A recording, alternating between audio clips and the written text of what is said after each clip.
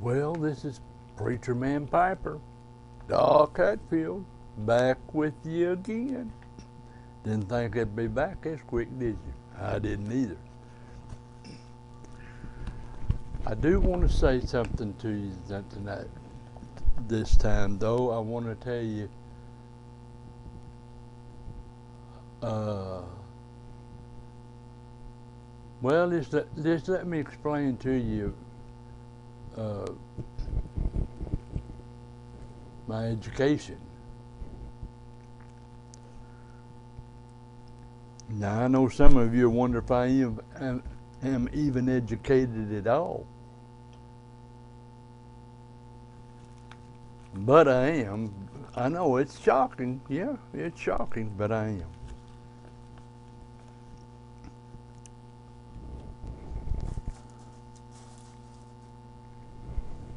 I grew up in a home that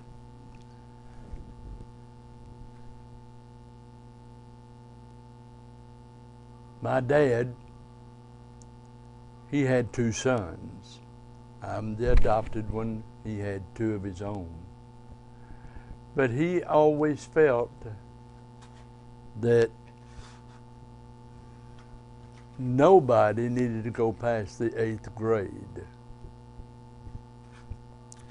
I went to what was called a cotton mill school. And it was grades 1 through 8. And when I finished the 8th grade, he took me out of school, just like he took his other two sons out of school.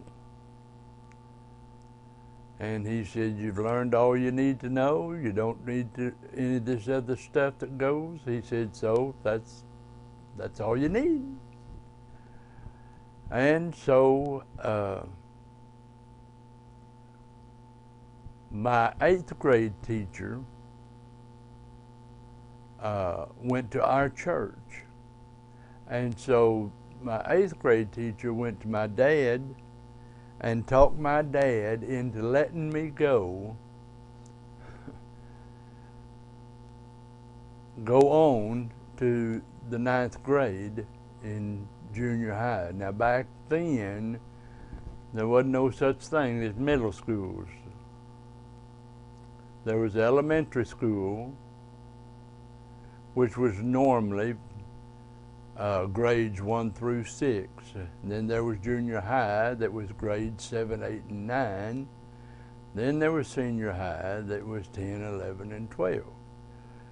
So he finally agreed to let me go on to the 9th grade. Well, it was in the 9th grade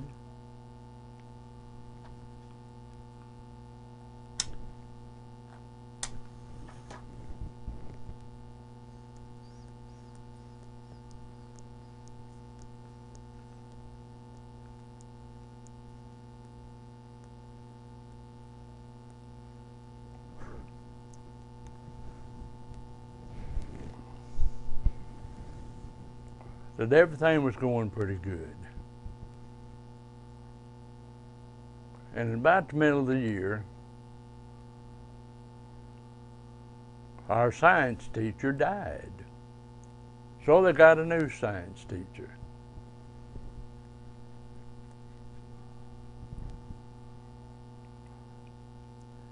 Now our class was not a class where it was just a flat room and everybody was sitting on the same level. We had stair steps, as you could call it. And so all the way up at the top, all the way in the back, sat us boys. And this science teacher came in this particular day and he made this statement: "You boys back there, on that back row back there,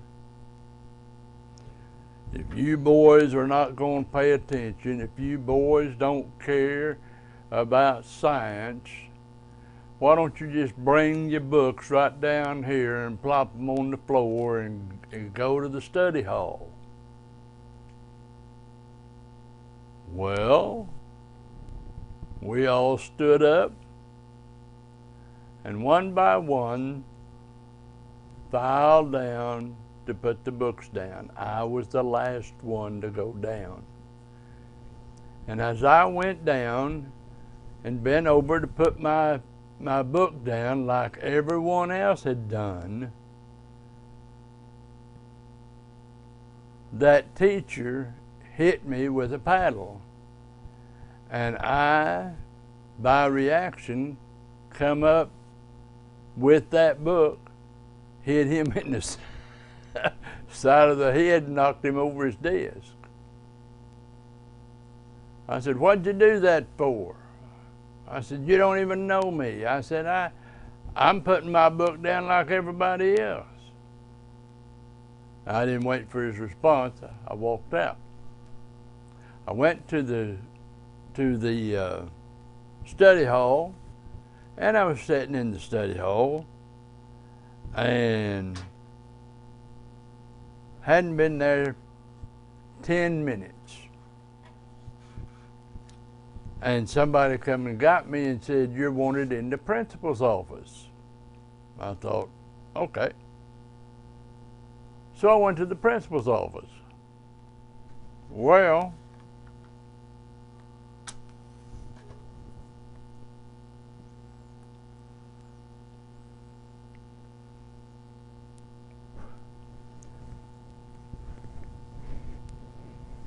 when I got to the principal's office and got in the principal's office, the principal was there, and so was the PE teacher, which was the football coach, which didn't like me in the first place. And the principal said, "We've been told that you hit the science teacher and knocked him over his desk. Is that true?" I said, "Yes, sir, it's true." I said, "He told all the boys if I didn't want to pay attention to him, to just bring the books down, put them on the floor, and go to the study hall." I said, so one by one, all of us filed down there. I was the last one, and he hit me with a paddle. He didn't hit none of the rest of them, just me.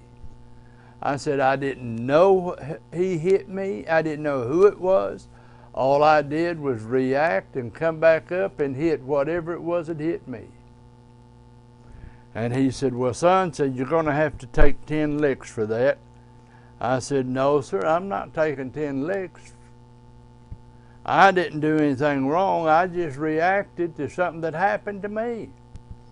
He said, "Well, I can tell you right now, you're going to either get up, bend over that desk, and take your 10 licks, or the coach is going to make you bend over that desk." I said, "Well, I really wish you wouldn't do that." And he said, "Well, it don't make a difference. You cannot be hitting teachers and getting away with it." So the coach come at me. I grabbed him. I put him in the air. I threw him against the principal. They fell over in a corner, knocking over a cabinet, knocking over a couple of chairs, and I walked out. And of course, the people out in the where all the secretaries and stuff sit, they heard all of that, and they said, "What happened in there?" I said, "They're having a meeting." And I walked out and I went home. Well, my dad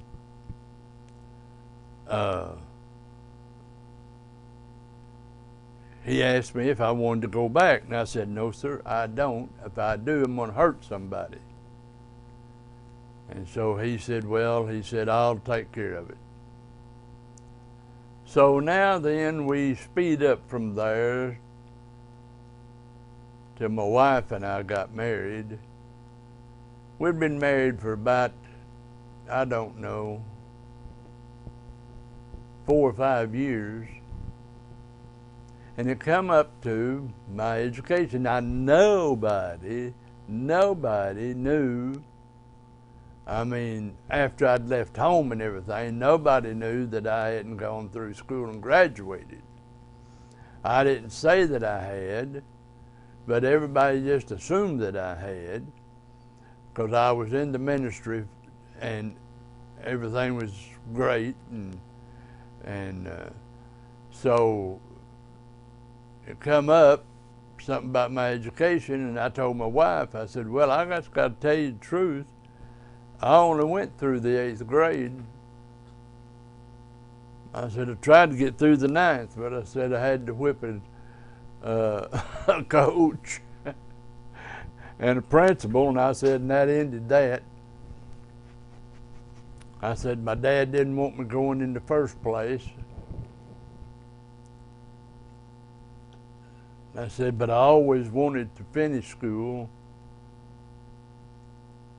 I wanted to try to make something of myself. And so she said, well, go get a GED. Well, I didn't know what that was, so I found out. And so I went and got my GED, and whenever I went back up for my grade, they said to me, do you realize that you were 1 point away from a college degree? Where'd you learn all this stuff? I said, ma'am, I said, it's what you call life. You just learn it in life. And so I got that, and then later on, a couple of years later, I decided that I wanted to go to seminary. I mean, I've been preaching all these years, but I just wanted to go because I loved the Word of God. I loved the Bible. I loved reading it. I loved studying it. I mean, I study it word by word. And so anyway, I went and got my bachelor's degree, or my associate's degree. Then I got a bachelor's degree. Then I got a master's degree. Then I got my doctorate in theology. So I'm telling you all that because I'm a theologian. Now, why did I go through all that to tell you that? Well, because I want to tell you that I'm talking to you with some kind of knowledge here. I had someone ask me this question, and so I wanted to answer it on here. They said to me, is having tattoos a sin?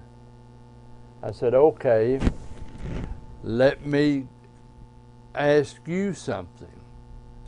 Are you talking about what you call, because he had, I mean, I could see his arms. I said, are you talking about what you have on your arms, tattoos? That's what you're asking. They said yes. I said, well, if you want the truth, tattoos are a sin, but body art isn't. He said, well, what's the difference? I said, I'm not going to tell you. I'll make a video about it, then I'll explain it. Tattoos came about as a form of worship. People would put what they worshiped on their body with ink, with something that would permeate their skin, and they would literally worship whatever was on their body. Now, thousands and thousands and thousands of years have gone by, and we come up to the modern day and have for the last probably 50 years